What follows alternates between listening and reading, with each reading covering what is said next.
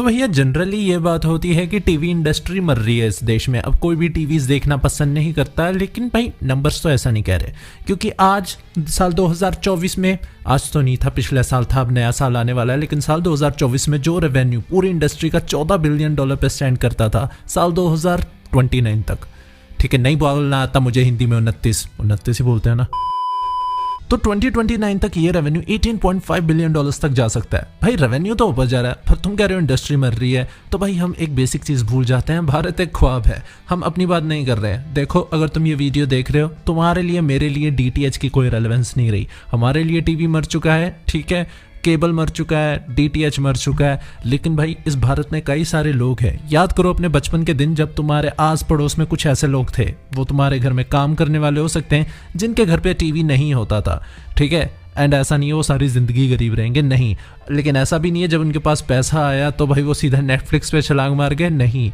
DTH TV अभी भी एक मेन सोर्स बना रहा है इंटरटेनमेंट का हमारे सभी लोगों के लिए, ठीक है, चाहे कोई गांव में रह रहा है, कैसे भी रह रहा है।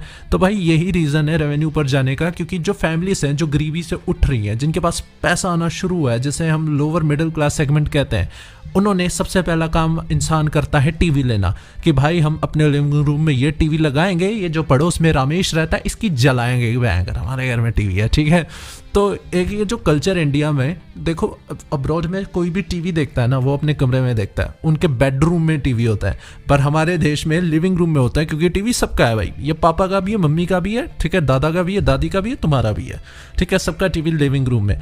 तो ये जो एक कल्चर है टीवी का, ये कहीं नहीं जा रहा है, बल्कि इससे ना जो DTH कंपनी से वो फोर्स हो गई हैं अपना रेवेन्यू मॉडल चेंज करने के लिए, कि भाई जो चैनल की प्राइसेस हैं वो तो एडजस्टमेंट हुई है, लेकिन ये जो सब्सक्रिप्शन है इन्होंने लाके इंटीग्रेट कर दिए हैं। अगर आप DTH लगवाने जाओगे तो तुमको साधारण बॉक्स नहीं दे रहे जो हमारे जमाने में मिला करता था DTH वाला, अब तुम्हें स्मार्ट बॉक्स मिलता है जिसमें सभी OTT सब्सक्रिप्शन, अगर तुम थोड़ा और पे करो, फ्री में कुछ नहीं मिल रहा, लेकिन एक डिजिटल बॉक्स मिल जाता है कि भाई टीवी के साथ साथ तुम्हारा ये डिजिटल वाला बॉक्स भी। तो भाई जो कहते हैं ना खतरा आते ही परख लेना, वो DTH इंडस्ट्री ने परख लिया था। उन्होंने अपना पूरा जो मॉडल है उसको ही रिस्ट्रक्चर करना शुरू कर दिया था। एयरटेल और टाटा प्ले वाले इसमें काफी हद तक सक्सेसफुल रहे, ठीक है, उन्होंने अपने अकॉर्डिंग जैसा वो चाहते थे वैसी एक इंडस्ट्री क्रिएट कर ली है जहाँ पे वो पैसा कमा पाए, ठीक है।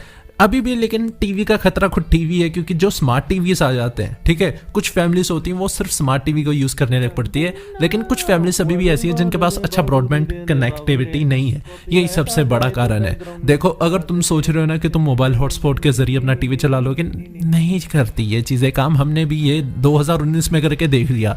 हमारे में भी जब बिग ब्रेन चलता था ना, बड़ा दिमाग, कि भाई जियो का अनलिमिटेड डेटा है, हमें तो वाईफाई लगवाने की जरूरत है, नहीं करता भाई ऐसे। तुम स्मार्ट टीवी ले लो, फास्टिक ले लो, ऐसे काम नहीं करती। तो तुम्हें ब्रॉडबैंड होना चाहिए, लेकिन काफ़ी सारी फैमिली वहीं पे आ जाती, ससुरा अब ब्रॉडबैंड लगवाएं, DTH भी लगवाएं, सब कुछ लगवाएं, भाई पैसा कौन देगा।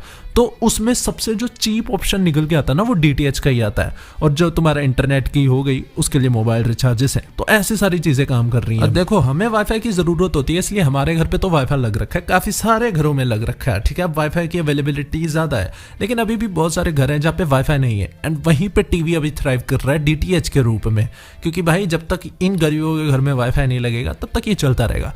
एंड मैं तुम्हें सच्ची बताऊं, ये जो लाइव टीवी है ये वैसे भी कन्वीनियंट है अब, क्योंकि अगर तुम्हारी लाइफ जैसे बिजी हो जाती है, जैसे मेरी हो रखी है, मेरे पास नहीं है टाइम नेटफ्लिक्स देखने का, जियो हॉटस्टार देखने का। हाँ, अगर कोई कंटेंट का पता है, जैसे स्ट्रेंजर थिंग्स चल रही है, मुझे पता है ये देखनी है, ये मैं देख लूंगा अपना टाइम निकाल के, ठीक है।